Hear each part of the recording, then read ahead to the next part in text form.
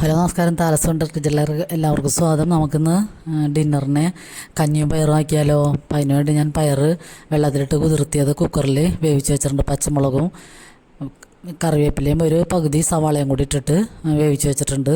പിന്നെ അതിലേക്ക് നമുക്ക് കാച്ചി ഒഴിക്കാൻ നന്നായിട്ട് ചെറിയ ഉള്ളിയും വെളുത്തുള്ളിയും കറിവേപ്പിലയും കൂടി ഇട്ടിട്ട് നന്നായിട്ട് മുരിഞ്ഞ് വരുമ്പോൾ അതിലേക്ക് ഒരു 1/2 ടീസ്പൂൺ മുളക് പൊടിയും 1 ടീസ്പൂൺ കുരുമുളക് പൊടിയും 1/4 ടീസ്പൂൺ മഞ്ഞൾപ്പൊടിയും കൂടിയാണ് ഞാൻ ചേർത്ത് കൊടുത്തേക്കുന്നത്.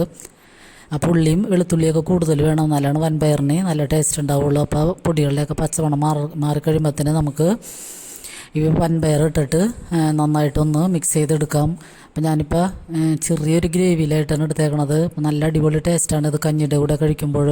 ഇപ്പോൾ ഈ മഴക്കാലത്ത് നമുക്ക് രാത്രിയിൽ ഗോതമ്പ് ഭക്ഷണമൊക്കെ മാറ്റിയിട്ട് സിമ്പിളായിട്ട് ദഹിക്കണ കഞ്ഞിയാണ് എപ്പോഴും നല്ലത്. അപ്പോൾ മഴ പെയ്യുമ്പോൾ ഈ കഞ്ഞിയും പയറുപ്പേരിയും ചമ്മന്തി അല്ലെങ്കിൽ അച്ചാറ് കൂടി കൂട്ടി കഴിക്കാൻ അടിപൊളി ടേസ്റ്റാണ്. അപ്പോൾ മഴ പെയ്യുമ്പോൾ ഞങ്ങളിങ്ങനെ കഞ്ഞിയാണ് കഴിക്കാറുള്ളത്. അപ്പോൾ അതിൽ വൻപയർ ഉപ്പേരിയും കൂടി അല്ലെങ്കിൽ ചെറുപയർ ഉപ്പേരി ആണെങ്കിലും അടിപൊളി ടേസ്റ്റായിരിക്കും. അപ്പോൾ കഞ്ഞി നമ്മൾ സെർവ് ചെയ്തിട്ട് പയറിടാം. പിന്നെ മാങ്ങയില്ല, തേങ്ങയും ചെറിയുള്ളിയും പച്ചമുളക് കൂടി ഇട്ടിട്ടുള്ള ചമ്മന്തിയാണിത്. പുളിയൊന്നും ചേർത്തിട്ടില്ല.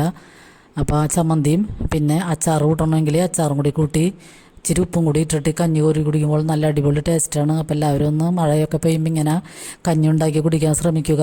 എപ്പോഴും പെട്ടെന്ന് ദഹിക്കണ ഒരു ഭക്ഷണമാണ് ഗോതമ്പൊക്കെ ഇപ്പോൾ മാറ്റി വെച്ചിട്ട് കഞ്ഞി കുടിക്കുക. അപ്പോൾ എല്ലാവർക്കും ഒരുപാട് നന്ദി.